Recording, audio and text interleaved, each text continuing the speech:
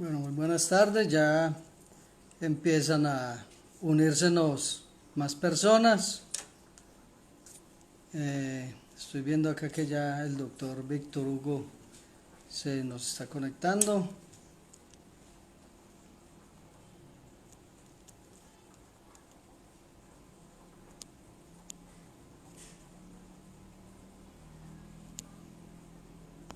Bueno, ya se nos va a unir el doctor Víctor Hugo. Un minutico mientras se va conectando más gente. Les vamos dando gracias a todos por estar con nosotros. Doctor Víctor Hugo, buenas tardes. Buenas tardes, doctor Kevin, ¿cómo ha estado? Muy bien, muchísimas gracias. Acá de nuevo esperándolo para seguir con nuestra tercera y creo que última charla ya eh, de estos dos temas tan importantes que estuvimos tocando en estos días, como fue Sí, la organización y el funcionamiento de las juntas de calificación de invalidez, al igual que la pérdida de capacidad laboral y ocupacional. Dos temas bastante interesantes. Eh, hay mucho más para hablar y para anotar y para decir, pero pues estamos tratando de hacer lo que mejor podemos, ya que son temas también muy espinosos, muy largos, eh, bueno, y no son temas tampoco pues muy sencillos, como decía usted la semana pasada. Muchas veces uno cree que a simple vista al uno leer se ven sencillos, pero en realidad no son tan sencillos. Doctor Víctor Hugo, ¿cómo estamos allá en Medellín de clima? muy bien, doctor Kevin, muy bien. Un buen clima, está haciendo calorcito muy agradable y bueno, Sí, afortunadamente las cosas marchan bien. Por acá, bueno, como obviamente como en todo el país, Antioquia empieza a presentar también un número importante de casos, pero pues es la realidad que estamos viviendo en todas partes, ¿no? claro que sí. Obviamente Antioquia, por ser un departamento tan grande y que tiene pues tantos habitantes, obviamente ya está por encima de los 7.000 casos y Sí, bueno, esperemos pues que todo termine de la mejor forma. la cosa se está poniendo un poquito más complicada con eso del coronavirus. Hay que tener mucho cuidado y hay que tener en cuenta todas las recomendaciones que dan para tratar de evitar pues la propagación del contagio. Ujú. Así es. Eh, Estamos dando acá un minutico mientras se nos conecta más gente. Sí, Eh, Acá en Pereira sí está lloviendo mucho, doctor Víctor. sí, Sí, llevamos unos días que es lluvia y lluvia. Anoche llovió toda la noche, pero torrencial. Hoy también el día estaba así muy oscuro, medio lloviznoso. Ahora mismo pues no está llovinando, pero el día sí estaba así como medio malo, medio sí. malo. Ah, Voy a ir ok. mientras tanto, mientras un par de minuticos, haciendo un pequeño resumen antes de que empecemos con el tema no, porque el tema ya lo tenemos, pero para que podamos darle terminación al tema que estábamos teniendo la semana pasada, que nos refiere acerca de la pérdida de capacidad laboral y ocupacional, ¿cierto? Entonces, eh, ya hablamos acerca de los requisitos, ya nos explicó usted los requisitos y quiénes pueden solicitar la calificación. También cuál es el proceso de cada persona a partir de que llega a la cita de la valoración, los tiempos, tomar las decisiones, una vez tomada la decisión también el tiempo para notificarle a la persona. Eh, bueno, vamos por último, ya en la última pregunta que nosotros estuvimos fue acerca de si se podían sumar las patologías, perdón, entre comunes y entre laborales. Usted nos dio una buena y larga explicación. donde finalmente pues se llegó a la conclusión de que sí es posible. Bueno, entonces, como yo le había hecho también la semana pasada que también la meta es hacer estos videos para subirlo a las redes.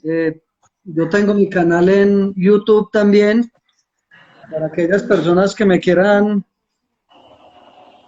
seguir también en YouTube y en Facebook. En Facebook me encuentran como Trujillo Asociados y en el canal de Facebook me encuentran como Charlemos al Derecho con Kevin Trujillo. Bueno, entonces, doctor, vamos a darle principio porque ya la experiencia nos ha enseñado que una hora no es nada prácticamente. Se va ¿Cómo no? muy rápido. Entonces yo diría que entremos en materia de una vez para que podamos darle fin a esta serie de charlas que hemos venido teniendo a lo largo de estos días. Y yo voy a empezar con la primera pregunta, después de que nos haya aclarado usted la semana pasada acerca de si se podían sumar las patologías entre comunes y laborales. Voy a empezar con la primera pregunta que es, bueno, doctor, ¿qué pasa cuando la persona no queda satisfecha con el dictamen que da la Junta Nacional? ¿Qué puede hacer la persona? ¿Cuánto tiempo tiene y ante quién debe de recurrir? Ok, bueno, entonces eh, voy a hacer un resumen del proceso de calificación, tal cual está reglamentado para nuestro estado. En primera oportunidad, ya lo sabemos, califica cualquiera de las entidades, el Fondo de Pensiones, la ARL, incluso la EPS, eh, y si la persona, cualquiera de las personas interesadas en el dictamen no se encuentra conforme, puede manifestar la controversia contra ese dictamen y irá a resolver la Junta Regional de Calificación de Invalidez.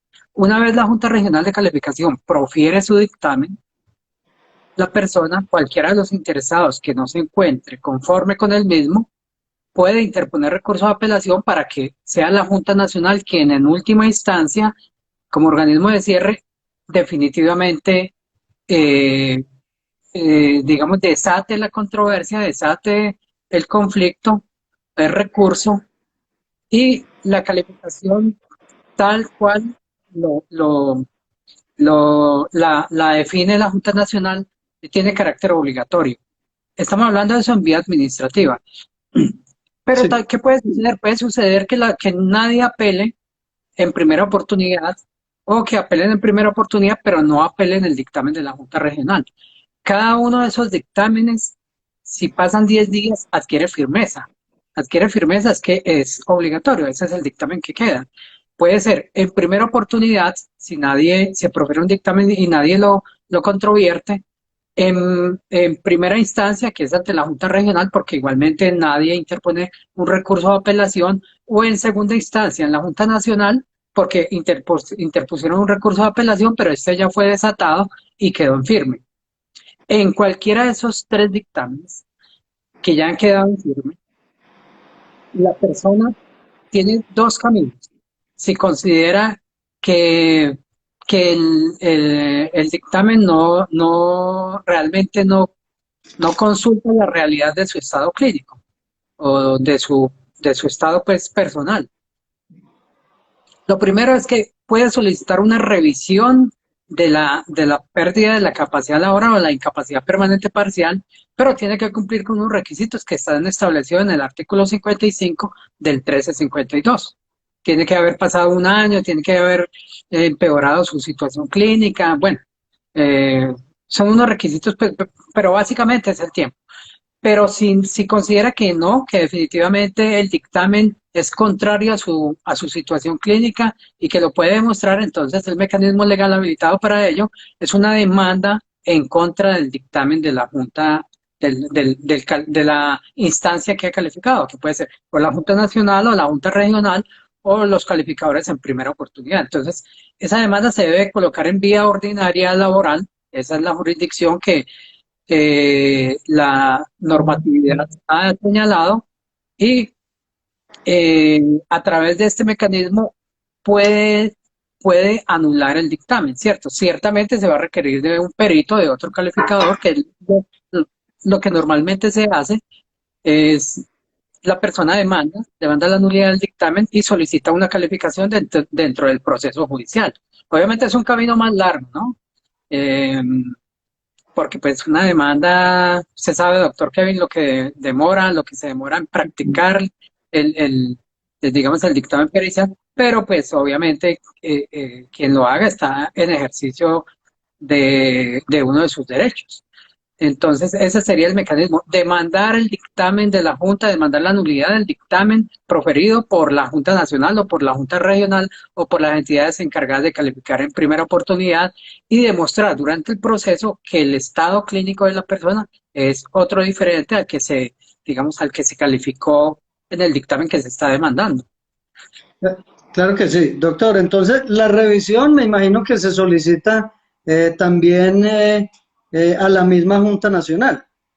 No, la revisión debe empezar mínimo en la Junta Regional.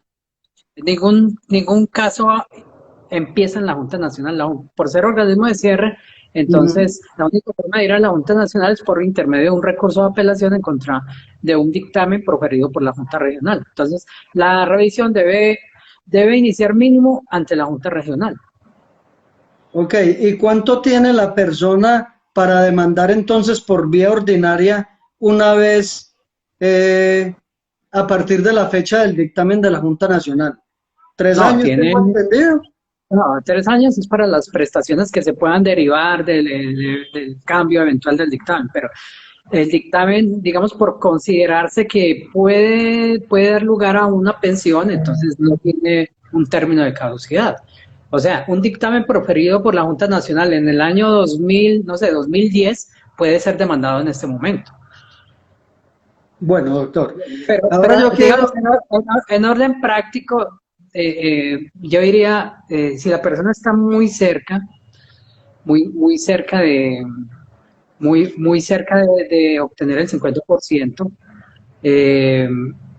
el mecanismo de la revisión, porque uno, como dije la vez pasada, uno esperaría o espera que en la medida en que la edad avance de la persona, pues lo normal es que todo ser humano con la edad empieza a deteriorarse y las patologías previas que también tienen, también se van empeorando y son muchas las ocasiones de personas que han pasado varias veces por la Junta Nacional hasta que por fin alcanzan el 50%. Por supuesto, el otro mecanismo también es útil, obviamente es más largo y un poquito más complejo, pero obviamente si yo tuviera las herramientas y considero que un dictamen no es acertado, entonces pues me iría por vía judicial, lo demando y demuestro que el mismo no se compadece con la situación clínica del calificado. Ah, bueno, muchas gracias por la explicación. Doctor, yo he tenido la oportunidad, con la siguiente pregunta que le voy a hacer, mejor dicho, le voy a lanzar primero la pregunta y después podría de pronto hacerle la crítica. ¿Se puede demandar solamente a la Junta Nacional pretendiendo que la Junta Nacional sea la que reconozca y pague la pensión? ¿O se tiene que incorporar al proceso los fondos de pensiones, sea común Sí. o sea la formal? Sí, realmente legalmente quien está obligado a reconocer una prestación económica en caso de que la persona pues demuestre que la cumple con los requisitos para la misma son las entidades. En los procesos, de hecho, la Junta Nacional tiene más de 2.000 demandas por todo el país y lo más usual, es que se demande a la Junta y se demande a la entidad pagadora o reconocedora de la prestación, porque pues no tiene mucho sentido demandar solo la Junta para cambiar el dictamen y luego en ese proceso no va a estar la entidad. Luego cuando se lo van a oponer, pues dice, no, ¿cómo así? A mí me cambiaron el dictamen en un proceso judicial donde yo no estuve, luego eso no me es oponible.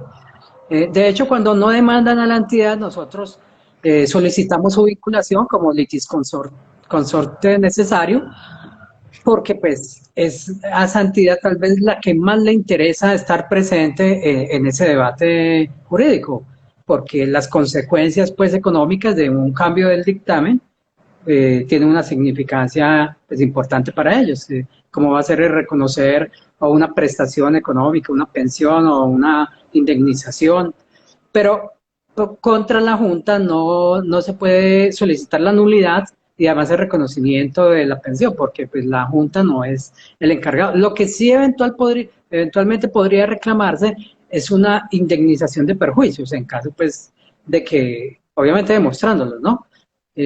Mostrando los perjuicios que le ocasionó el dictamen demandado y errado, y que se demostró en el proceso judicial que era errado.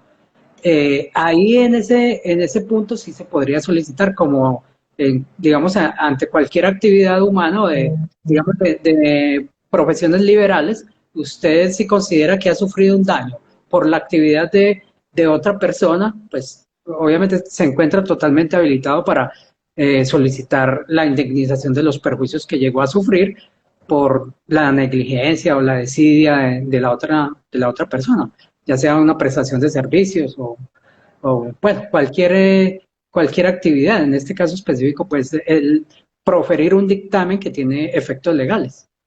Claro que sí. Bueno, muchas gracias, doctor, por la explicación. Doctor, ¿podría de pronto bajar un poquito más la cámara para que se enfoque un poco mejor? Bueno. Exacto. Ahí estamos muy bien. Bueno, doctor, yo tengo entendido que la revisión de la calificación, la revisión del proceso de calificación de la invalidez a la persona que ya le otorgan la pensión de invalidez, esta misma es revisable cada 3 años, ¿verdad?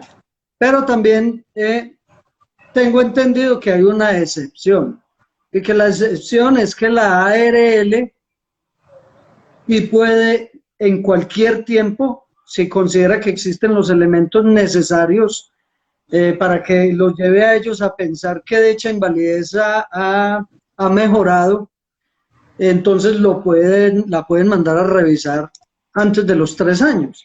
¿Es esto cierto? No, doctor Kevin, el término son para la entidad es cada 3 años. Sí. Salvo que digamos, la entidad pueda demostrar que ha habido un fraude, por ejemplo, en los casos de fraude, ya pues obviamente demostrado con denuncia penal y todo ese tipo de cosas, podría habilitarlo para demandar la nulidad del dictamen, por ejemplo, la nulidad del dictamen.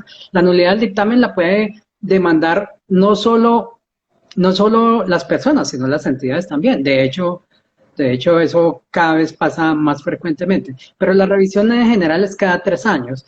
Y, digamos, generalmente las entidades, las ARL específicamente, no suelen revisar pues a todo el mundo, ¿no? O las AFP, sino que establecen ciertos criterios. Por ejemplo, entre más joven sea la persona, pues existen más posibilidades de que se recupere, ¿no? Digamos, si yo reconozco una pensión de invalidez a una persona de 30 años por una insuficiencia renal, puede suceder que le hagan un trasplante más adelante y que se mejore, y bueno, puede suceder, también puede suceder que empeore, pero no sería como muy sensato uno tratar de revisarle la pensión de invalidez a una persona, por ejemplo, de 70 años, porque pues claro, uno sí, difícilmente va a mejorar, ¿no? Entonces, casi siempre ellos se inclinan más hacia las personas jóvenes con patologías que no tengan un proceso degenerativo, digamos, asegurado. Por ejemplo, Las enfermedades neoplásicas, si yo tengo una persona con un cáncer, en este momento está en quimio, en radio, y ha sufrido una recaída, entonces seguramente va a alcanzar el 50% fácilmente.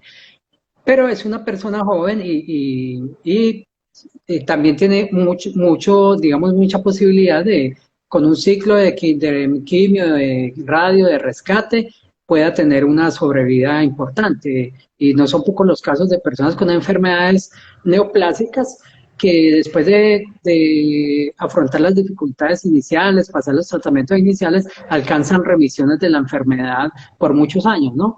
Entonces, esos casos se ven con frecuencia. Paciente con enfermedad oncológica que hace periodos de crisis, se encuentra muy mal, alcanza la invalidez y posteriormente se mejora y sale, digamos, de rango de invalidez, porque su enfermedad oncológica remite y pues queda, digamos, en términos generales, bien, aunque puede quedar con secuelas, obviamente, de la misma enfermedad neoplásica o de las cirugías a las que tuvo que haberse sometido o incluso reacciones adversas de la quimioterapia o la radioterapia, pero si la enfermedad neoplásica remite, o sea, desaparece, eso, eso es frecuente. También puede suceder que durante un tiempo remite y luego vuelva y reaparezca, pero ya le digo que esa con alguna frecuencia vemos que las entidades solicitan la recalificación o la revisión de la invalidez.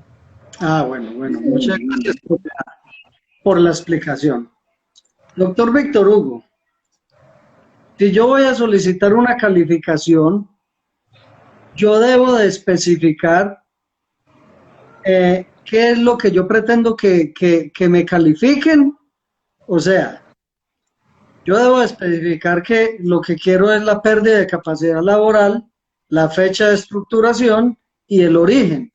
O no es necesario especificar y las juntas de calificación eh, pues ya saben sí, ya saben que lo que tienen que calificar son esos tres factores, la pérdida de capacidad laboral, el origen y la fecha de estructuración. O yo tengo que especificar ahí en la solicitud qué es lo que quiero que me califiquen. Sí, generalmente cuando se inicia el proceso de calificación en una junta regional, ellos tienen unos formatos donde cuando les envían el expediente tienen que llenar el formato y decir qué es lo que quieren que califiquen. Si quieren que califique el origen, la pérdida de capacidad laboral y la fecha de estructuración, o solo el origen, por ejemplo. Es muy común que las ARL solamente quieran calificar el origen. Solo el origen, porque quieren saber quién es el encargado de las prestaciones asistenciales y posteriormente las económicas. Entonces, solamente quieren saber si ese accidente si es laboral o no es laboral, si esa enfermedad es profesional, ese accidente es de trabajo, perdón, o si esa enfermedad es laboral o no es laboral.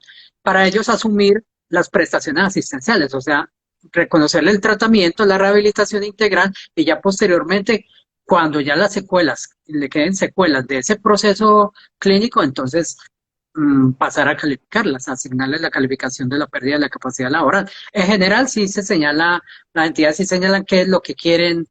La normatividad dice que se debe calificar todo, ¿no?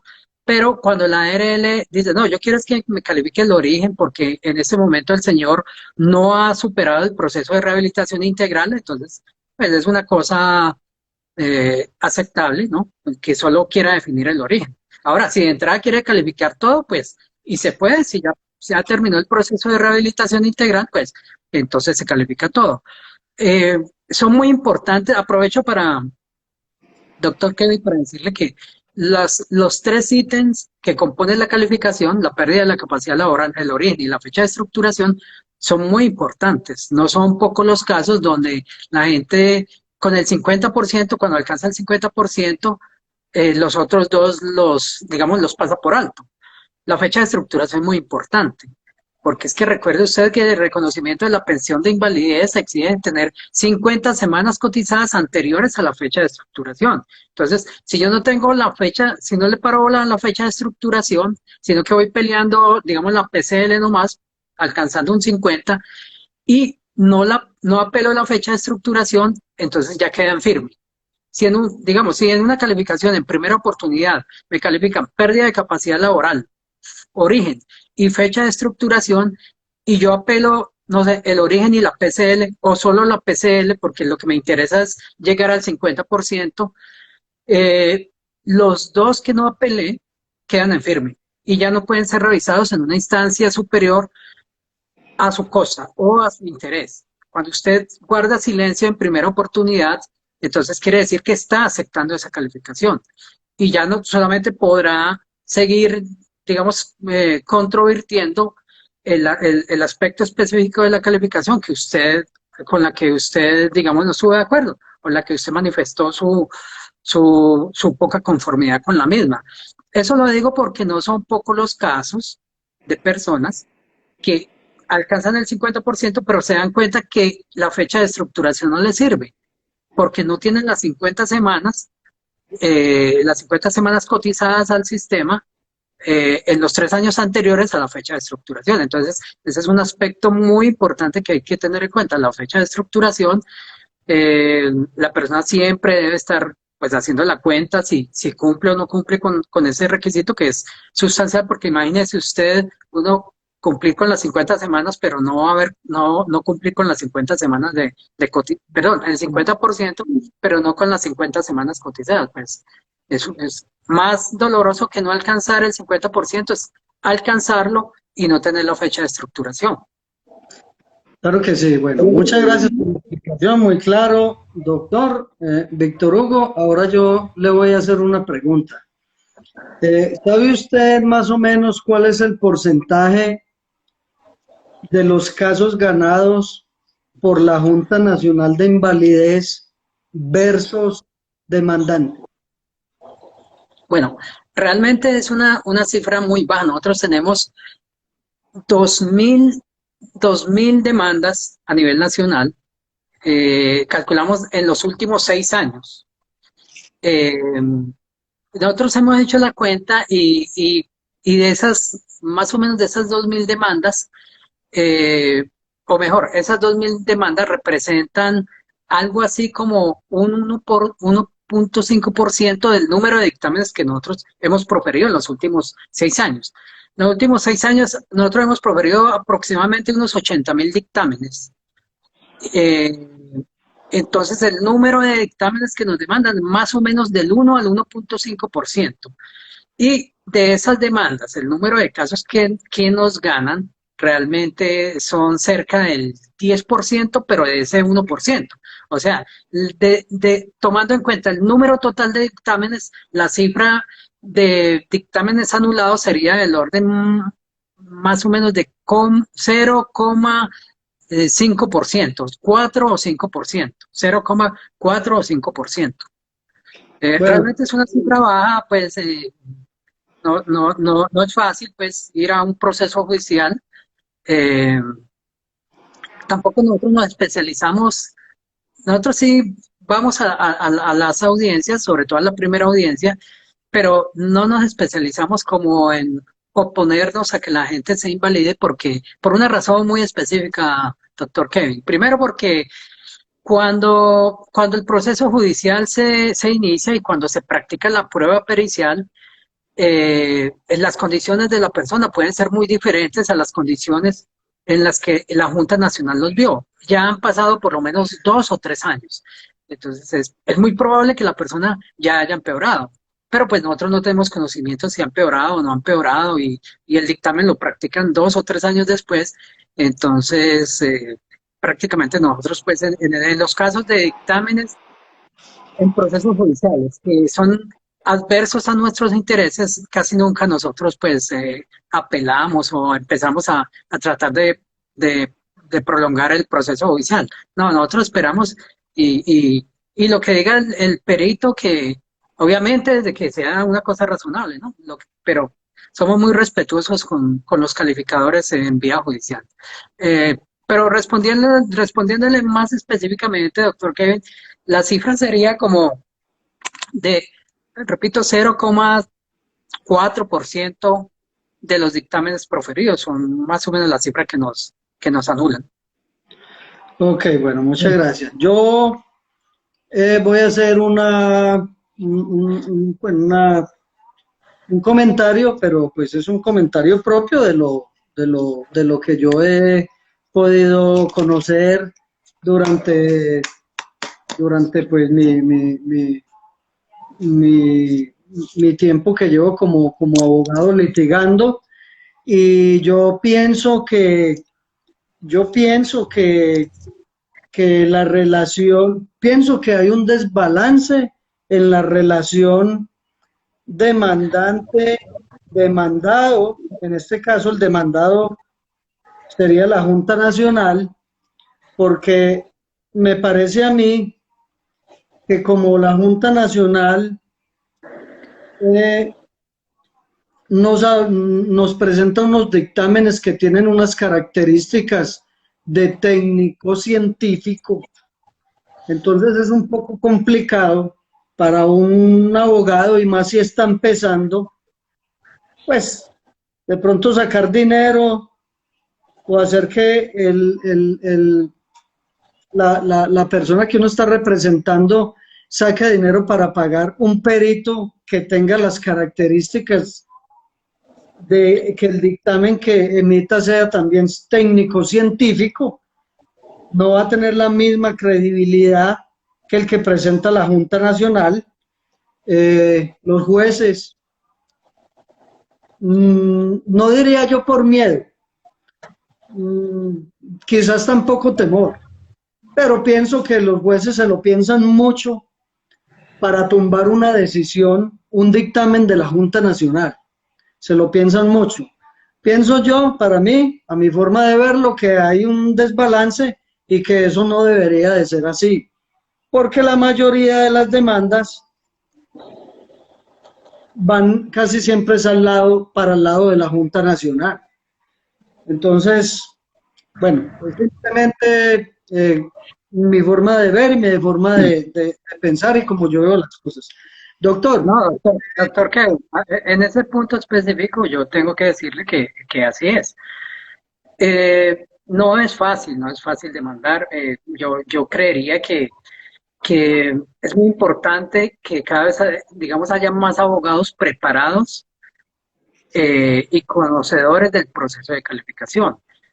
Eh, digamos, tal vez usted tenga experiencia en eso, en la medida en que uno se va acercando, va conociendo el proceso de calificación, va conociendo el manual, pues hombre, uno se va empapando del asunto y empieza, como en toda actividad humana, empieza a aprender, empieza a conocer y empieza, obviamente teniendo unos conocimientos más específicos, su capacidad de controvertirlos va a ser mucho mayor. Ahí me parece que la labor del abogado es muy importante, ojalá pues, digamos, yo si fuera la persona que quisiera demandar un dictamen contra la Junta Nacional, sin duda buscaría a alguien que sepa mucho de eso, ¿cierto? eso Entonces, mismo le iba a decir yo, y sobre todo lo que uno empieza a darse cuenta es que un abogado solo para tumbar un dictamen de la Junta Nacional es muy complicado, porque tendría que ser especialista en, en la valoración del daño corporal, tendría que ser especialista en salud ocupacional, tendría que tener experiencia en la calificación de la invalidez. Entonces, para un abogado solo, tumbar un dictamen de la Junta muy complicado. Me he dado cuenta que se necesita un equipo, se necesita dos o tres personas para poder pelear contra un dictamen de esos. Bueno, es mi sí, forma. claro, doctor Kevin, obviamente si uno, digamos, se enfrenta a un proceso judicial de estas características, digamos, es muy similar a lo que sucede en responsabilidad médica. Si usted se va a meter en un proceso de responsabilidad médica, usted obviamente tiene que tener conocimientos, o si no tiene los conocimientos, debe tener una persona que sí los tenga y que lo esté apoyando. Meterse en un campo, digamos, tan técnico, sin tener los conocimientos o sin tener el apoyo necesario, el sustento técnico-científico, pues obviamente las probabilidades de salir airoso se reducen drásticamente, ¿no? Yo pienso, doctor Kevin, que esta es una oportunidad importante para los abogados, para los que les guste, obviamente, este tipo de cosas, para que se acerquen, se entusiasmen, se acerquen al manual de calificación. Sí se puede, eso no es un imposible. Yo conozco abogados que lo hacen muy bien. Eh, no es una materia imposible, en la medida que uno se acerque, vaya leyendo, vaya participando de diplomados, vaya adquiriendo experiencia, vaya teniendo casos, el campo se le va ampliando, los conocimientos se le van ampliando y las capacidades personales, por supuesto, también se van ampliando. Todos sabemos que no son muchos los abogados que se especializan en este tipo de cosas. Es verdad. Precisamente veo yo ahí como la oportunidad para aquellas personas que les guste y que pues que sientan alguna afinidad por este campo, pues que se acerquen, digamos, al mismo, lo empiecen a estudiar, a prepararse y verán que finalmente se van a convertir en los reyes en Claro que procesos sí, de calificación. claro que sí, doctor. La crítica mía no va hacia los peritos.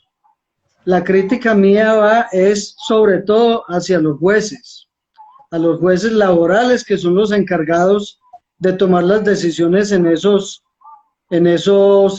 casos, porque yo he visto de todo lo que, o de lo poco o mucho que he visto y he conocido, a un juez le da temor tumbar un dictamen de la Junta Nacional. Dirá, bueno, no sé, les parecerá engorroso ponerse a, para ellos lo más fácil es darlo por ganado a la Junta Nacional, porque es la Junta Nacional, porque tienen mucho soporte, porque está el decreto 1507 que avala esas calificaciones, porque son tecnocientíficas, etcétera. Entonces mi crítica no es a los peritos lo hacen muy bien, a su capacidad o a sus capacidades.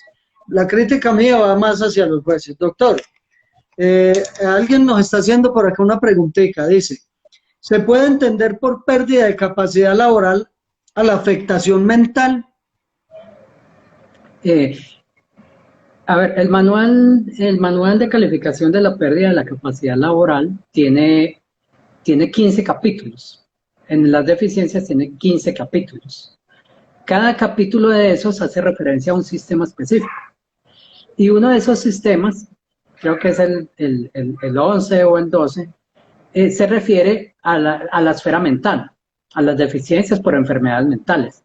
Entonces ahí usted encuentra todas las patologías mentales que puedan existir, desde un trastorno afectivo, por un trastorno depresivo, o un síndrome bipolar, o ya patologías, digamos, de otro tipo que afectan más la parte cognitiva, por ejemplo, la esquizofrenia, bueno, cualquier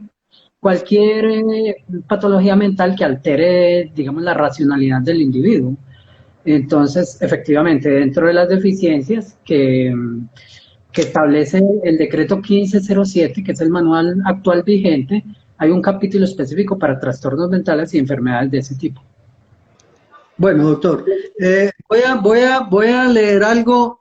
Buscando en internet, encontré una tesis de grado que hicieron unos estudiantes de la Universidad Libre, precisamente, bueno, y específicamente le están haciendo una crítica a los baremos, ¿no?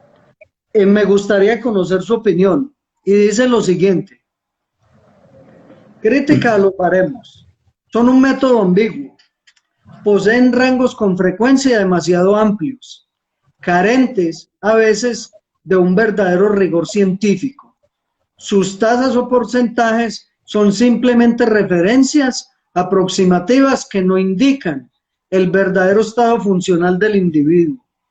No pueden prever las distintas situaciones personales del individuo, entre paréntesis dice el enfermar, las incidencias, la evolución, complicaciones, etcétera. Constituyen un medio tosco que opera mejor cuanto más grave es la lesión. La mayoría de las veces no consideran la capacidad real residual del lesionado. Bueno, doctor Kevin, sin duda alguna, ese es un problema que se presenta a nivel mundial. Eh, Ningún baremo deja contento a todo el mundo, sobre todo porque por la forma, específicamente aquí en Colombia, por la forma en que es expedido.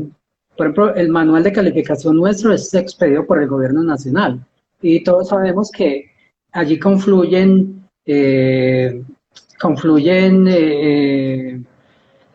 digamos, la capacidad de hacer lobby de ciertas entidades, ¿no?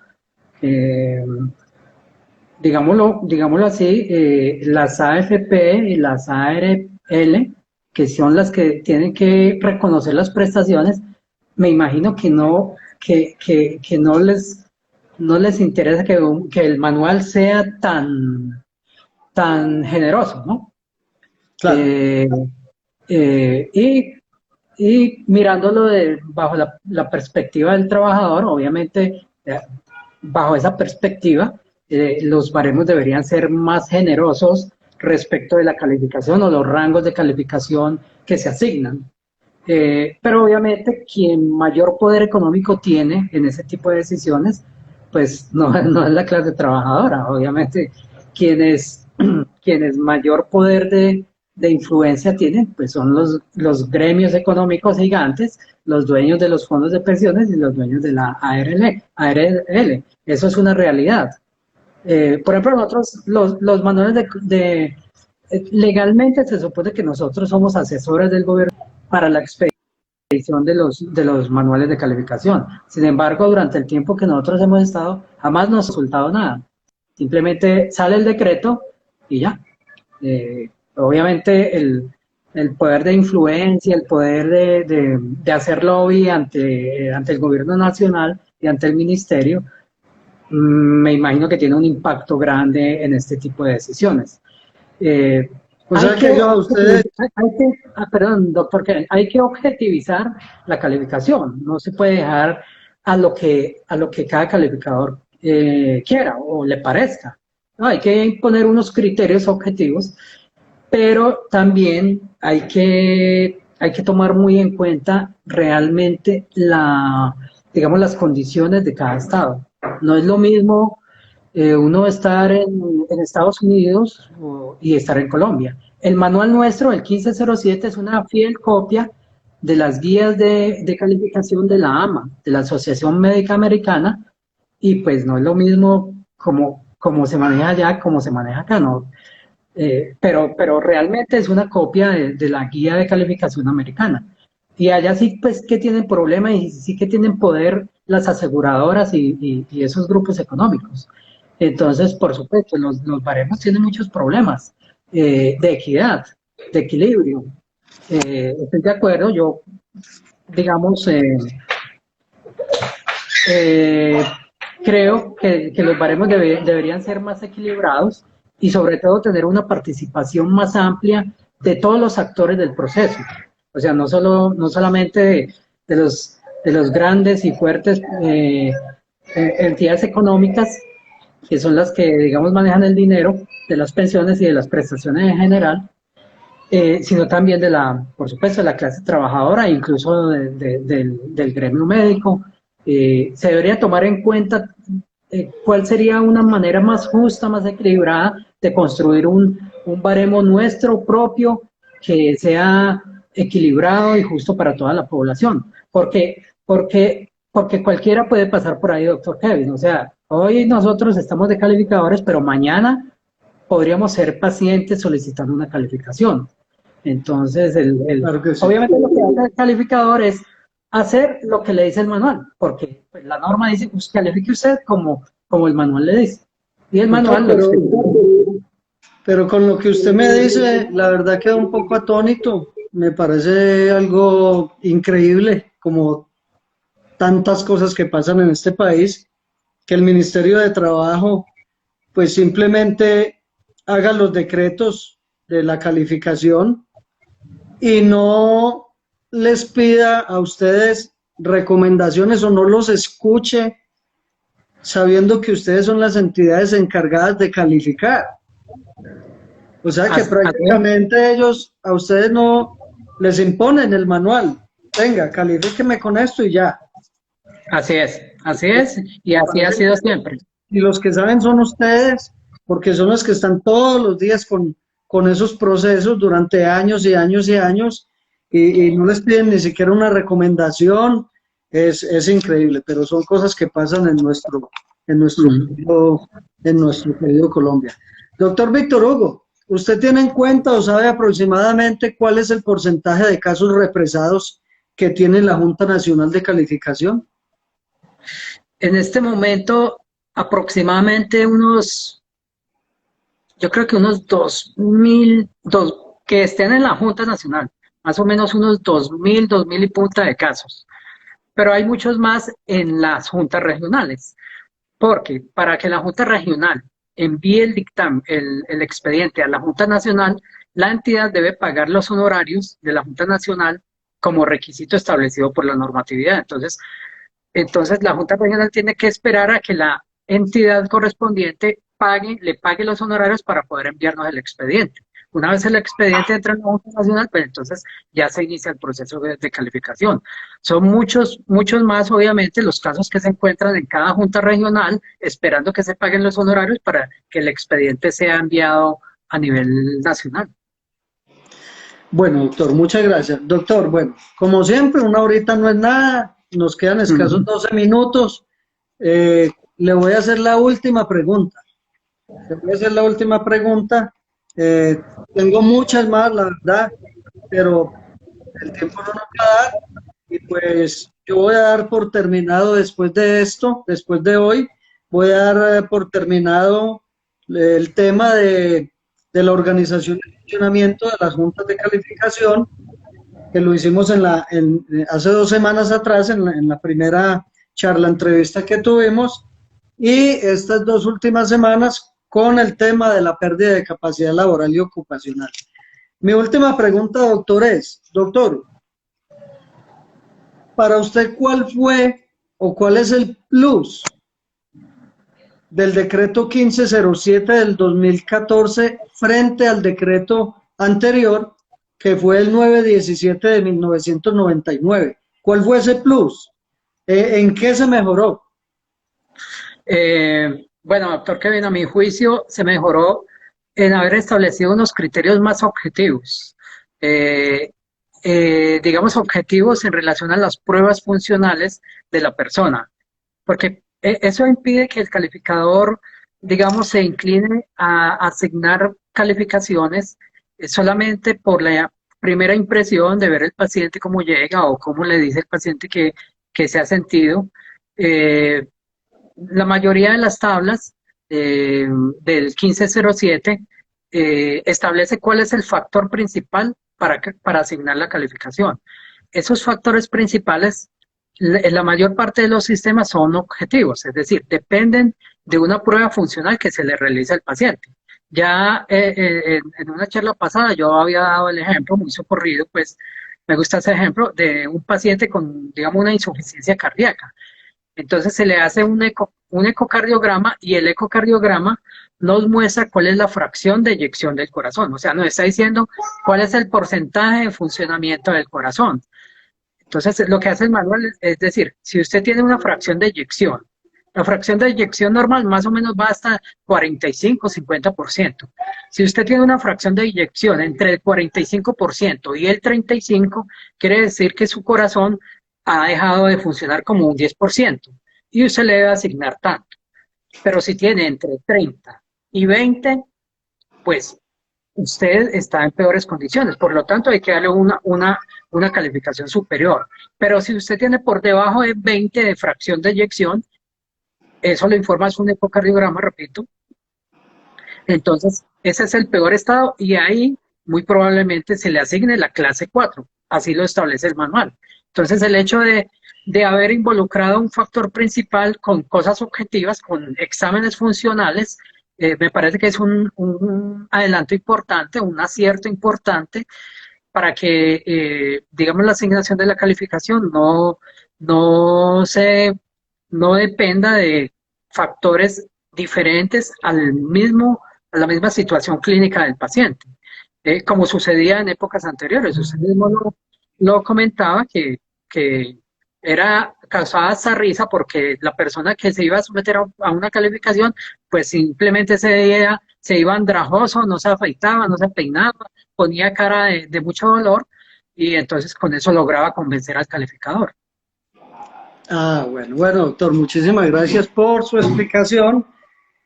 Bueno, doctor, no me queda más que darle las gracias por haberme acompañado en estas 3 últimas semanas con estos temas tan importantes y tan interesantes, no solamente para los abogados, sino también para el público en general.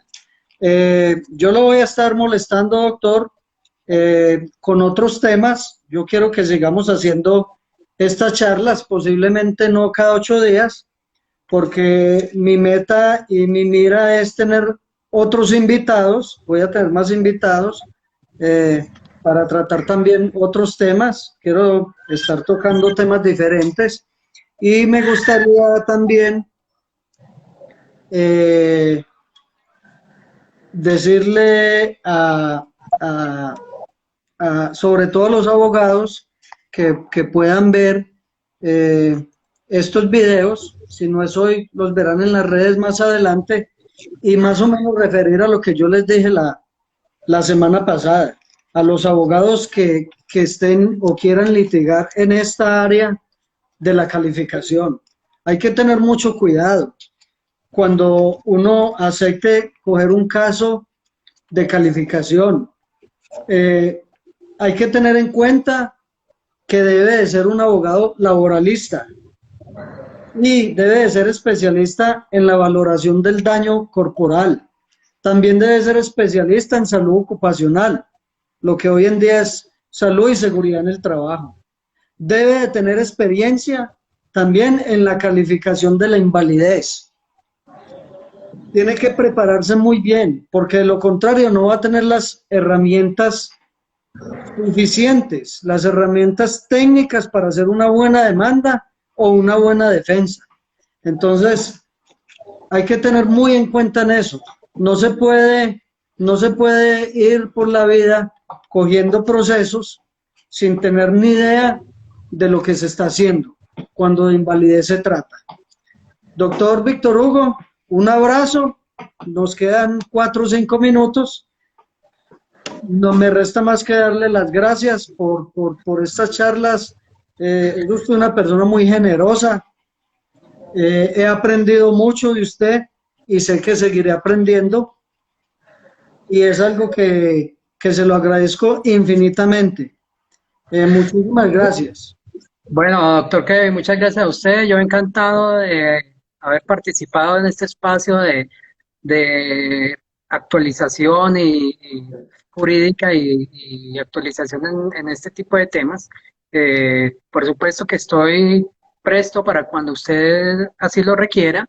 Y bueno, le agradezco mucho a las personas que nos han acompañado y espero que todos tengan feliz noche. Bueno, muchísimas gracias, doctor. Muy amable. A todos ustedes los que nos están acompañando, muchísimas gracias por acompañarnos.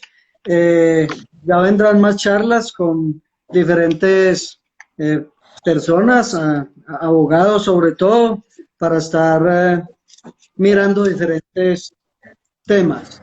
Eh, los que me siguen me pueden encontrar en Instagram como abogado.kevin-trujillo 2019. Me pueden encontrar en Facebook también como Trujillo Asociados y también mi canal en YouTube me pueden encontrar también como Hablemos al Derecho con Kevin Trujillo.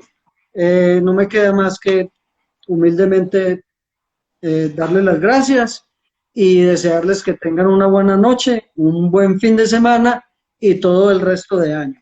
Muchísimas gracias. Hasta luego. Hasta luego, doctor. Hasta luego, doctor Kevin. Feliz noche.